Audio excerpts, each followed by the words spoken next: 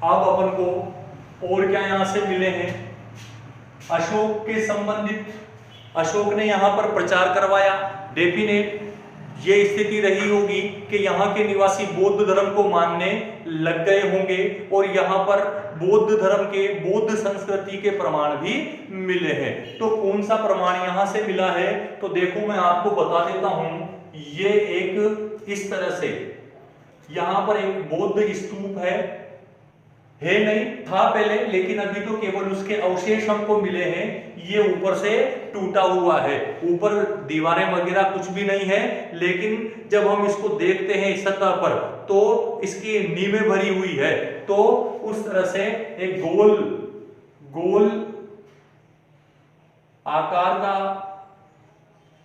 इस तरह का एक नींवें भरी हुई वास्तुकला का एक उदाहरण मिला है इस तरह से। अब ये क्या रहा होगा, तो पुरातत्वविदों ने इसको कहा है बौद्ध स्तूप कहा है। क्या मिला है, एक गोल बौद्ध स्तूप, गोल बौद्ध स्तूप, गोल बौद्ध स्तूप के अवशेष यहां से मिले हैं। गोल बौद्ध स्तूप के अवशेष यहां से मिले हैं और ये धार्मिक कला का, धार्मिक स्थापत्य का सबसे पहला उदाहरण है। धार्मिक स्थापत्य कला का, धार्मिक स्थापत्य कला का, स्थापत्य कला का सबसे प्राचीन उदाहरण है। कला का सबसे प्राचीन उदाहरण है, सबसे प्राचीन उदाहरण है।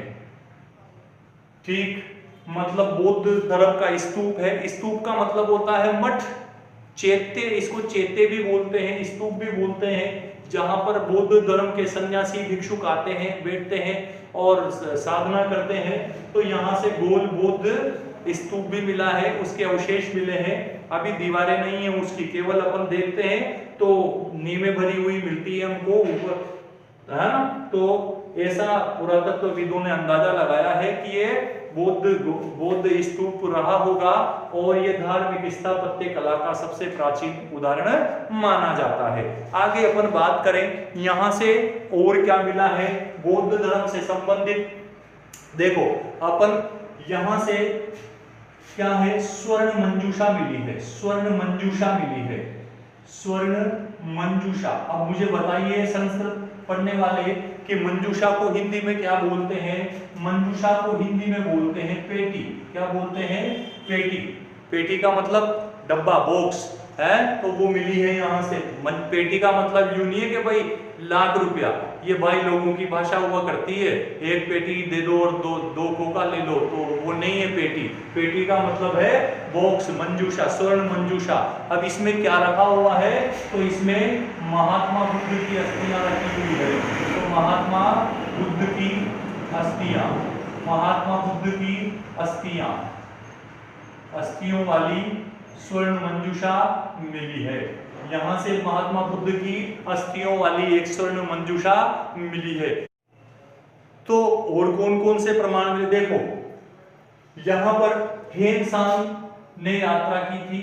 हेनसांग, ये लो साहब, हेनसांग हर्ष के काल में भारत आया था। किसके काल में, हर्ष के काल में, सम्राट हर्ष के काल में भारत आया था। ये लगभग 15 साल भारत में रहा।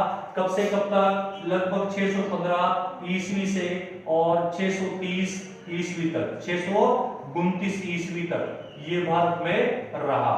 हेनसांग चीनी यात्री था। हेनसांग एक चीनी यात्री था जिसने भारत की यात्रा की बौद्ध धर्म का अध्ययन करने के लिए, क्योंकि बौद्ध धर्म का प्रमुख केंद्र भारत में ही था। यहाँ पर महात्मा बुद्ध का जन्म हुआ, यहाँ पर उनको ज्ञान प्राप्त हुआ, तो यहीं पर उनका प्रमुख केंद्र था। तो ये शोधार्थी था, ये बौद्ध धर्म का अध्ययन करने वाला विद्यार्थी था जो चीन से हिमालय के रास्ते भारत आया था। इसके साथ 4 जने आए थे, लेकिन केवल अकेला यही पहुंच पाया था यहाँ पे। इस वजह से इसको यात्रियों का राजकुमार भी कहा जाता है। इसको यात्रियों का राजकुमार भी कहा जाता है। हेनसांग को यात्रियों का राजकुमार कहा जाता है। राजकुमार, यात्रियों का राजकुमार कहा जाता है। और इसके अलावा इसको कहा जाता है नीति का पंडित, नीति का पंडित, नीति का पंडित कहा जाता है। और इसके अलावा इसको दूसरा शाक्य मुनि कहा जाता है, द्वितीय शाक्य मुनि भी कहा जाता है, द्वितीय शाक्य मुनि भी कहा जाता है। इसने पुस्तक लिखी जिसका नाम था सीयूकी। क्या नाम था? सीयूकी नाम की इसने पुस्तक लिखी। इस सीयूकी का मतलब क्या होता है? पश्चिमी देशों की यात्रा, पश्चिमी देशों की यात्रा, पश्चिमी देशों की यात्रा। सीयूकी का शाब्दिक अर्थ क्या है? ये सीयूकी एक चीनी भाषा का शब्द है जिसका मतलब होता है पश्चिमी देशों की यात्रा। और इसने भारत को इंदु नाम से संबोधित किया है। इस किताब में भारत को किस नाम से संबोधित किया है? इंदु नाम से संबोधित किया है। किस नाम से? इंदु। भारत का नाम क्या रखा इसने किताब में? इंदु नाम से संबोधित किया है। ठीक, आगे अपन बात करें तो ये हेनसांग हर्ष के काल में भारत आया और भारत में ये बेराट में भी आया था। और बेराट को इसने किस नाम से संबोधित किया? इसको बेराट को इसने पारयात्र नाम की संज्ञा दी थी। किस नाम से? पारयात्र नाम की संज्ञा दी थी। एक भीनमाल जालोर भी आया था, ध्यान रखना, ये भीनमाल जालोर भी आया था हेनसांग, और भीनमाल जालोर को पीलो मोलो की संज्ञा दी थी। और प्रतिहार शासक नरभट्ट को पेला पेली की संज्ञा दी थी। ये थोड़ा सा देखने वाली बातें हैं, है ना। लेकिन बेराट की सभ्यता की बात कर रहे हैं। बेराट की सभ्यता में हेनसांग ने बेराट को किस नाम से संबोधित किया था? पारयात्र नाम से संबोधित किया था। ठीक, आगे अपन बात करें तो ये कुछ बातें थी किसकी? बौद्ध धर्म से संबंधित अवशेषों के बारे में जो बेराट में मिले हैं। ठीक, अब अपन बात करें कहां पर? मुगल काल की बात करें। मुगल काल के और क्या क्या अवशेष मिले हैं? तो मुगल काल के अवशेष मिले हैं यहां से कौन कौन से? तो नंबर एक बात तो ये है कि बादशाह अकबर ने यहां पर एक टकसाल भी बनवाई थी। मुगल काल में एक टकसाल भी यहां पर बनवाई थी। किसने? अकबर ने। सिक्के बनाने की मशीन जिसको कहा जाता है टकसाल, तो वो टकसाल किसने बनवाई? अकबर ने बनवाई। और कहां पर बनवाई थी? बेराट की सभ्यता में, मतलब बेराट में बनवाई थी। ठीक, तो और क्या है इसके अलावा यहाँ पर अकबर के विश्राम गृह के लिए, अकबर के विश्राम के लिए जो कछवाहा शासक था मानसिंह कछवाहा,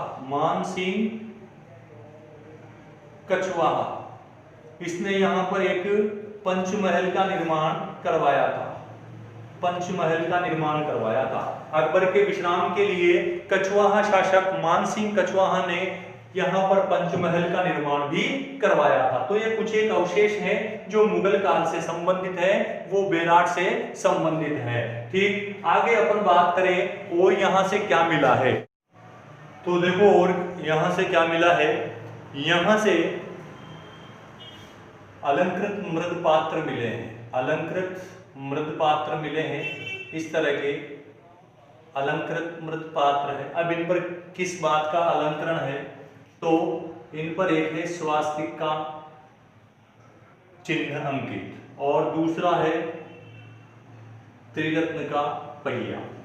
तो ऐसे अलंकृत मृदपात्र यहां से मिले हैं जिन पर स्वास्तिक का चिन्ह और बुद्ध धर्म का त्रिरत्न का चिन्ह अंकित है। तो ऐसे अलंकृत मृदपात्र यहां से मिले हैं। और यहां से क्या मिले हैं, यहां से मिले हैं 36 सिक्के। क्या मिले हैं, 36 सिक्के मिले हैं। यूनानी सिक्के हैं ये, क्या है, यूनानी सिक्के हैं। इनको ये अलग अलग तरह के हैं, तो इनका दो प्रकार से विभाजन किया जा सकता है। तो ये है 8 + 28।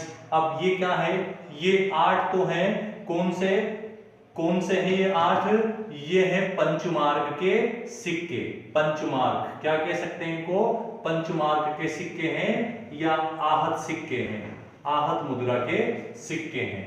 और ये जो 28 है ये क्या है? ये है इंडो ग्रीक शैली। कौन सी शैली? इंडो ग्रीक शैली के, इंडो ग्रीक शैली के। तो मैं इसको नीचे से ये मिटा दूं, इंडो ग्रीक शैली। अब क्या है ये इंडो ग्रीक शैली? ये इंडो ग्रीक शैली भारत प्लस यूनान की मिश्रित शैली है। भारत प्लस यूनान की मिश्रित शैली है, जिसको इंडो ग्रीक शैली कहा जाता है। इसको गांधार शैली भी कहा जाता है, गांधार शैली भी कहा जाता है।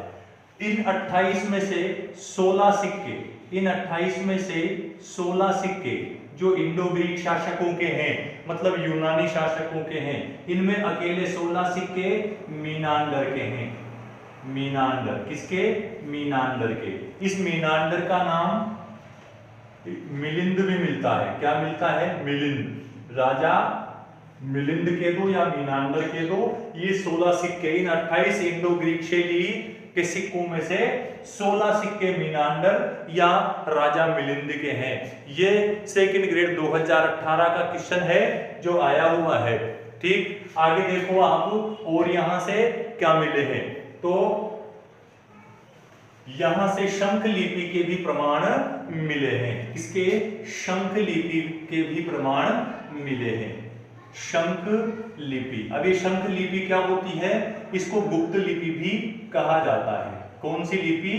गुप्त लिपि भी कहा जाता है। इस तरह से लिखी जाती है, जिस प्रकार से शंख का आकार होता है उस प्रकार से ये लिपि लिखी जाती है।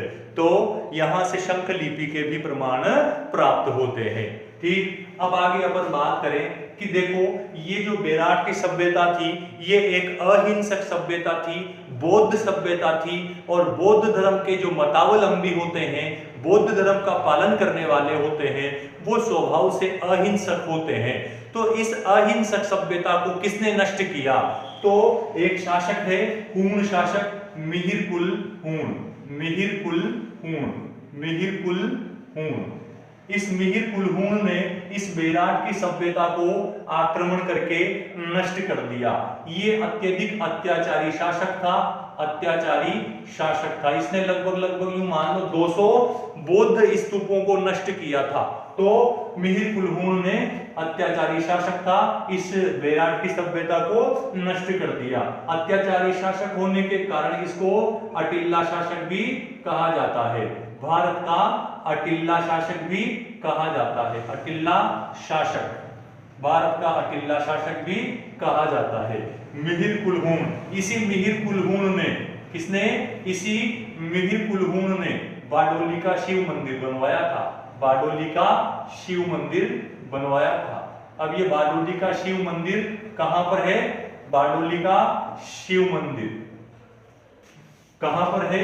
ये है रावतभाटा चित्तौड़गढ़ में। रावतभाटा चित्तौड़गढ़ में है ये, रावतभाटा चित्तौड़गढ़। अब ये किस शैली में है? पंचायतन शैली में है। ठीक, पंचायतन शैली का मंदिर है। ये मंदिर घने जंगलों में स्थित था। यहाँ से जंगल, इसके आसपास बहुत जंगल उगा है। इसकी खोज कर्नल जेम्स टोड ने की थी। बारडोली के शिव मंदिर की खोज किसने की, या इसको प्रकाश में कौन लेकर के आया? Colonel James Tod. Colonel James Tod, colonel James Tod इसको प्रकाश में लेकर के आए थे। तो कहने का मतलब यह है कि बेराट की सभ्यता को किस शासक ने नष्ट किया? मिहिरकुल हूण ने नष्ट कर दिया। ठीक, एक बात है जो मैं आपसे और कहूं, अंतिम बात है। ठीक, क्या है वो बात कि डॉक्टर सत्य प्रकाश, एक विद्वान है डॉक्टर सत्य प्रकाश, इन्होंने एक कथन कहा था बेराट की सभ्यता के लिए। इन्होंने कहा था कि आजादी के बाद हड़प्पा और मोहनजोदड़ो जो पाकिस्तान में चले गए हैं और हमने बहुत बड़े पुरातात्विक अवशेष खो दिए हैं, लेकिन बेराट के रूप में हमें हड़प्पा और मोहनजोदड़ो से भी मोहनजोदड़ो से भी ज्यादा हमको मिल गया है। तो ये कथन है किसका? डॉक्टर सत्यप्रकाश का। क्या कहा था इन्होंने? आजादी के बाद मोहनजोदड़ो और हड़प्पा को, पाकिस्तान को देकर जो हमने खोया है वो बेराट के रूप में हमें बहुत कुछ मिल गया है। तो ये कथन किसका है? डॉक्टर सत्यप्रकाश का। तो ये कुछ बातें थी बेराट की।